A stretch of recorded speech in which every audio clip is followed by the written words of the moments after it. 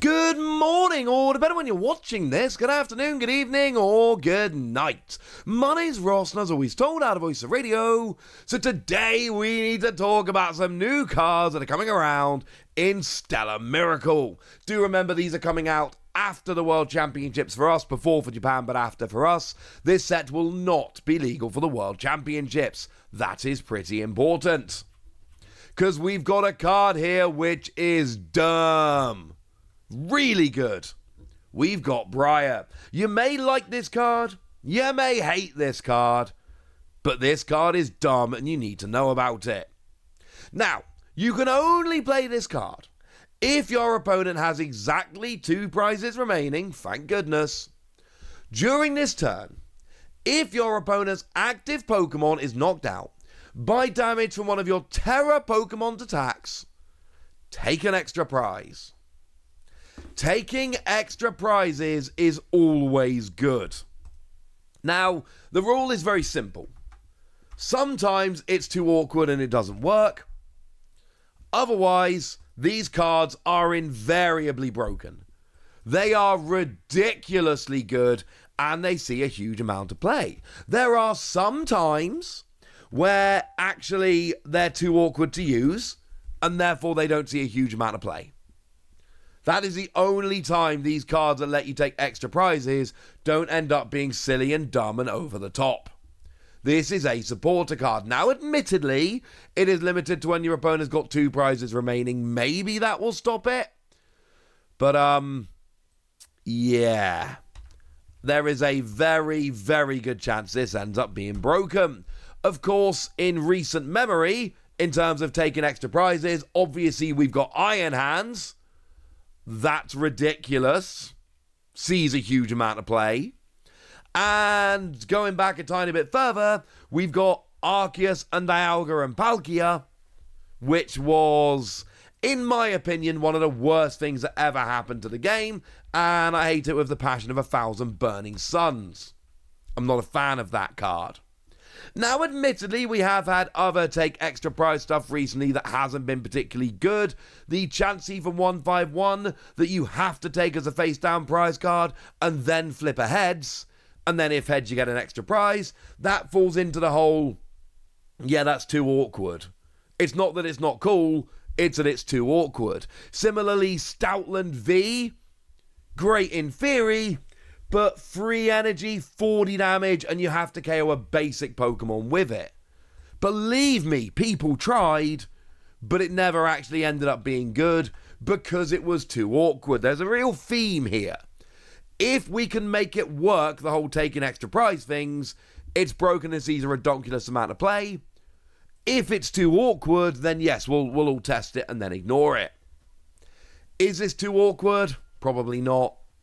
Here's the thing, it's a supporter card, and sure, you can only use it when your opponent has exactly 2 prizes remaining, which incidentally, you can manipulate. Your opponent's got 4 prizes left, and you've only got 2 prizes in play. Or you only ever play single prize Pokemon, and yes, I know sometimes there will be ways around it, I get it, alright? But most of the time, you will be able to manipulate this, alright? You will be able to make this happen. And then it is really not that hard to search out. Obviously, Luminion still exists. A lot of decks are playing Pidgeot nowadays, which will go and search this out. Even Thwackey will go and do it if you're playing Thwackey in your deck. There are ways to search this out at the right time, and that is a bit of a problem.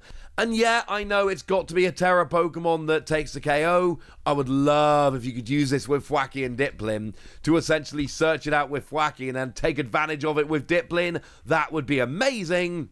But Dipplin is not a Terra Pokemon, and therefore this will not work. I think it would be hilarious if it did, but it doesn't. Works for Charizard. Just putting that out there. If you've got 3 prizes left and your opponent's got 2, Charizard takes a big KO. Bearing in mind, Charizard gets more powerful as the game goes along. So when your opponent's got 2 prizes remaining, Charizard is coming along and hitting for 300 damage minimum, which is good. And then this will mean it takes an extra prize, which is dumb.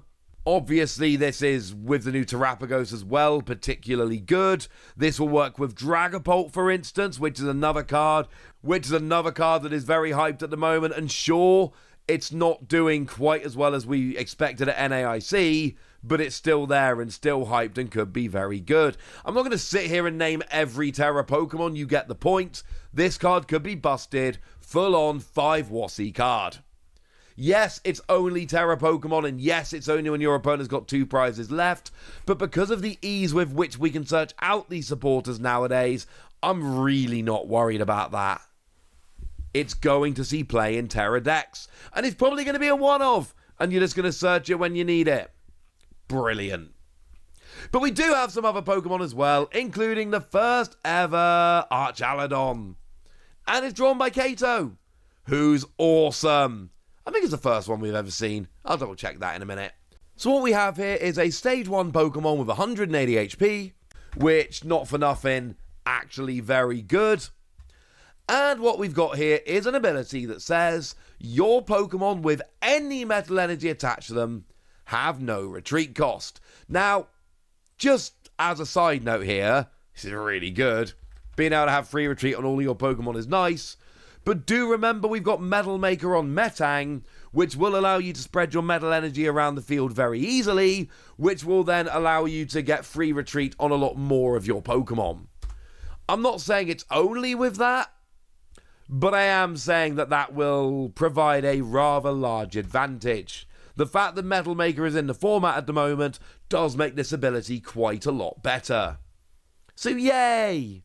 But then we have an attack as well. Be weird if we didn't have an attack as well. I've checked, it is the first Archaladon. I thought it was. Free energy, 160. This Pokemon can't attack during your next turn. I'm just going to be honest with you, right? It's a Stage 1 that costs free energy. Yes, I am well aware we can use Metal Maker like I just mentioned. Not good enough. Even with Metal Maker, free energy on a Stage 2, I'm sorry, I need to do more than 160 for that. Doing 160 is not good enough. So no, this is not good. The question is whether you're going to play a random Stage 1 for a bit of retreat help. Let's face it, we have in the past. There's been plenty of Stage 1s in the past that have helped us to retreat. Some haven't seen play, some have. This could absolutely help. You just got to make room in your deck. And I know we've got a metal deck at the moment doing very well in the form of Dialga, or at least it was doing pretty well pre-Twilight Masquerade, and it seems still viable in that. But are they really going to add in a random Stage 1 to help retreating? Is that not going to hurt their consistency? I think there's a decent chance that it will. Let's give it between 3 and 4 Wassies. We don't give half Wassies. That would be barbaric. Speaking of which, Salazizzle, who I still haven't forgiven because I spent way too long. I go into Pokemon game spoiler free. When I was initially playing through Pokemon Moon, I spent way too long leveling up my male Salandit and getting stressed that it wouldn't evolve. Boo. Now, free energy, 130, discarded energy from this Pokemon. No. Too much energy on too weak a Pokemon and it doesn't do enough damage. But there is some potential with the first attack, Sudden Roast. Your opponent chooses and discards 1 card from their hand. If this Pokemon evolved from Salandit during this turn, your opponent discards 2 more cards. That's 3 in total. Okay. That kind of works. And I don't do this very often, but I'm going to do my analysis of this card using a tweet from somebody else. Sonder Wojcik here, who, let's face it, is one of the best control players, maybe the best control player in the world. Certainly up there. Certainly one of the most dedicated, who tweeted, Nuzarosic, by hand. Yeah. That sums it up nicely. We got that new Zerosic that came around in Night Wanderer that lets you put your opponent down to a free card hand, and then when your opponent goes down to a free card hand, you use this. And your opponent has to discard 3 cards from their hand. But you just use the new Zerosic.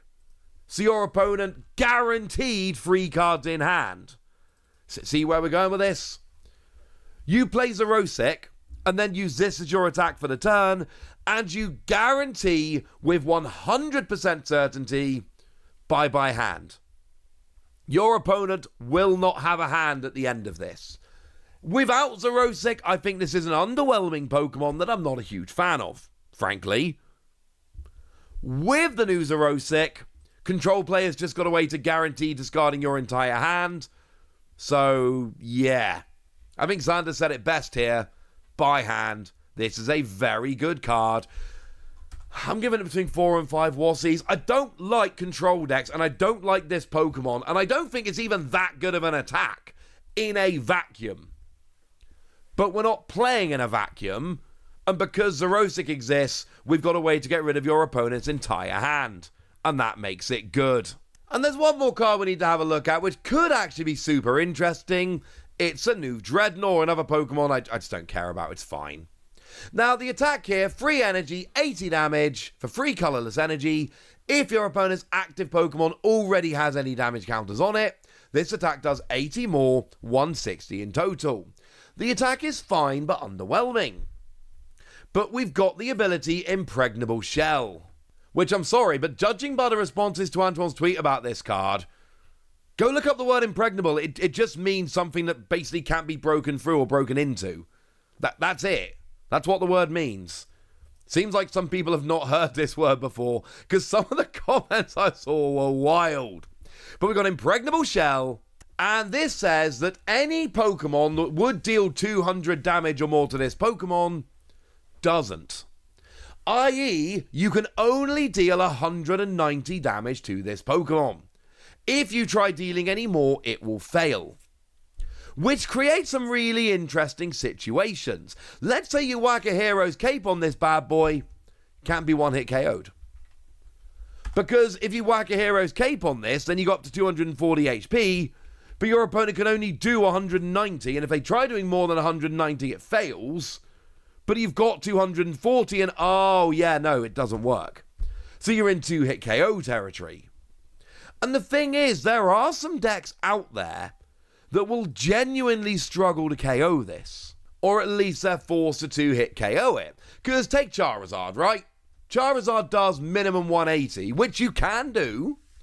But as soon as your opponent's taken one prize card, you go up to 210. Charizard literally can't attack this. So what you end up doing is you end up attacking with Pidgeot. In that situation, you would use Pidgeot, Blustery Wind, 120, or another attacker.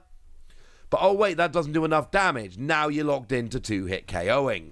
It does feel like the kind of card most decks will be able to play around, but it will still get kind of annoying, and that means I'm giving it between 3 and 4 Wassies. We don't give half Wassies, that would be barbaric. I don't think it's a phenomenal card that's going to warp the metagame. I think most decks will be able to play around it, but I still think it's super interesting, and that's fun to me. So there we go. There's all the new cards. Clearly, Briar is ridiculous. Absolutely ridiculous, no argument there. And I do think Salazzle is going to make control players extremely happy. And although Dreadnought is fun, I do think it will be able to be played around. But there we go. I've told you what you need to know. And now it's over to you guys. Tell me what you think. Go nuts in the comment section, but be nice. And then make sure you like this video, subscribe to this channel, follow me on Twitter at The Wasi. That's where we talk about Pokemon and a whole bunch of other card games. And please do consider checking out patreon.com/PTCG Radio, where you can support the channel, get some bonus podcasts and all kinds of fun things. And get shout-outs on the channel, like the lovely Mary Sanders Lazenby, who's been a supporter of ours for a long time now and is a very lovely person. So shout out to them for the support and the loveliness. But by far the most important thing as always, look after yourselves till next time, would ya? Thank you very much for watching. My name's Ross, and you've been watching PTCG Radio.